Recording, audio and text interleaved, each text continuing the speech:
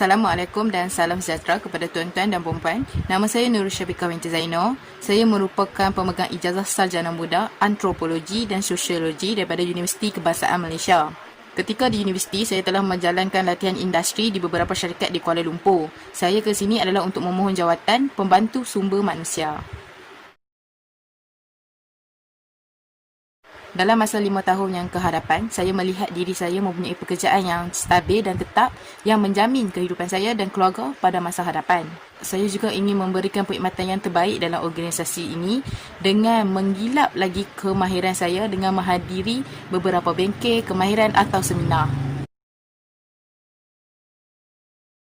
Antara kebolehan yang ada pada diri saya ialah saya bijak menguruskan masa dan menjalankan tugas dengan teliti. Misalnya, sebelum melakukan pekerjaan, saya akan merancang terlebih dahulu kerja tersebut. Jika terdapat sebarang kesalahan ataupun saya tidak berpuas hati, saya akan membaikinya semula sehingga sempurna. Hal ini jelas menunjukkan bahawa saya mempunyai komitmen yang tinggi dalam pekerjaan ini jika diberi peluang. Saya yakin dengan jawatan ini mampu menjadi satu batu loncatan terhadap diri saya untuk meneroka lagi potensi yang ada dalam diri saya. Selain itu, saya juga mempunyai kelemahan dalam diri saya. Saya suka untuk berkatakan tidak, walaupun saya tahu bahawa sikap tersebut tidak begitu baik dan akan memakan diri saya. Misalnya, saya akan terbeban dengan pekerjaan yang banyak. Apabila saya diberi satu tugas, saya akan cuba untuk menyiapkannya dalam masa yang terdekat dan saya tidak suka menangguhkan pekerjaan tersebut. Saya perlu memastikan kerja tersebut disiapkan sebelum pulang ataupun saya sanggup untuk pulang lewat ke rumah bagi menyelesaikan pekerjaan tersebut. Dengan kemahiran yang saya ada, saya ingin diberikan pampasan yang sebaiknya dan adil. Berdasarkan penyelidikan yang saya lakukan mengenai tangga gaji bagi jawatan ini adalah dalam lingkungan RM2,300. Saya yakin dalam lingkungan tersebut merupakan gaji yang sesuai bagi saya sebagai pemegang ijazah sarjana muda.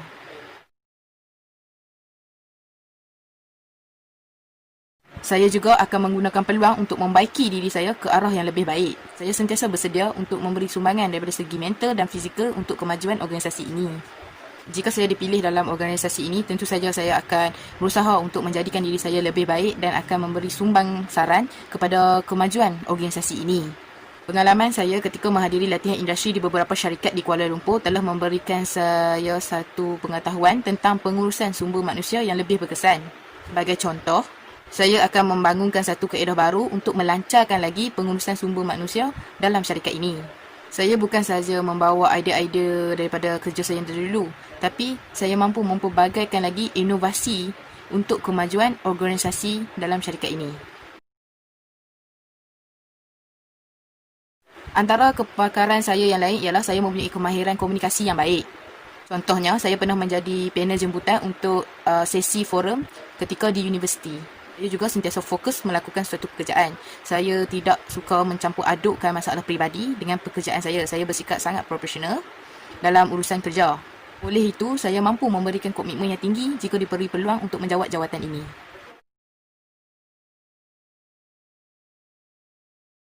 Pada pendapat saya, isu integriti dan kejujuran amatlah penting dalam suatu pekerjaan. Isu integriti dan kejujuran amatlah berkait rapat dengan isu etika terhadap diri setiap pekerja. Kita perlu sedar bahawa betapa pentingnya integriti dalam pekerjaan supaya kepercayaan masyarakat umum terhadap sesuatu organisasi tidak terjejas. Segala dasar dan polisi hendaklah dilaksanakan oleh semua pekerja dalam organisasi supaya mereka dapat melakukan sebarang tugas yang diberikan dengan baik dan sempurna.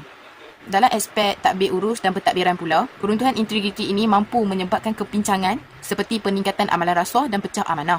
Ketiadaan integriti dan kejujuran dalam diri bakal meruntuhkan institusi negara dan juga mengancam keharmonian negara.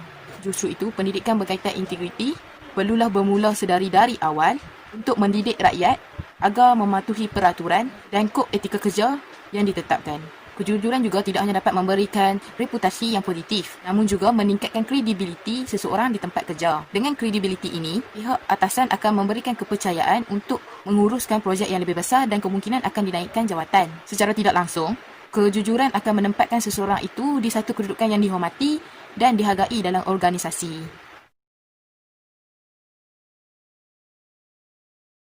Pada pandangan saya, Kewajaran seseorang graduan memilih pekerjaan yang bukan dalam bidangnya adalah wajar. Hal ini kerana faktor utama pengangguran di negara kita adalah disebabkan sikap mahasiswa itu sendiri yang memilih pekerjaan. Mereka memilih pekerjaan dan beranggapan bahawa pekerjaan yang ditawarkan tidak memenuhi status pendidikan yang mereka ada. Di luar negara, graduan yang bekerja bukan dalam bidang mereka adalah perkara yang biasa dan normal, tetapi tidak apabila di Malaysia.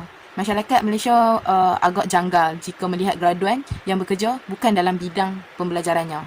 Pada pendapat saya merasakan tiada kewajipan untuk graduan itu bekerja dalam bidang yang dipelajarinya. Bukan menjadi masalah yang besar jika graduan bukan bekerja dalam bidangnya. Hal ini kerana majikan kini banyak mencari pekerja yang fleksibel dan berkemahiran dalam segala pengetahuan, kemahiran atau pengalaman yang bersesuaian dengan pekerjaan yang ditawarkan. Graduan yang bijak mampu menggunakan kemahiran yang dipelajari sewaktu di universiti dengan mengaplikasikan ataupun mengubah suai kemahiran tersebut bersesuaian dengan pekerjaan mereka sekarang. Ibu bapa hendaklah berlapang dada jika anak mereka mencuburi pekerjaan yang bukan dalam bidang yang dipelajari oleh mereka. Kerajaan juga berharap agar graduan tidak bergantung kepada pekerjaan yang sama apa yang dipelajari ketika di universiti. Sebaliknya, mereka digalakkan untuk bersikap fleksibel dan mencuba untuk mencari peluang pekerjaan yang baru ataupun mencipta peluang pekerjaan yang baru. Namun kini, ramai graduan di Malaysia menyedari bahawa sekarang sudah tidak penting lagi kerja itu sehaluan dengan apa yang mereka belajar ketika di universiti. Yang penting, mereka mempunyai pekerjaan dan tidak menganggur lagi. Itu saja daripada saya. Sekian, terima kasih.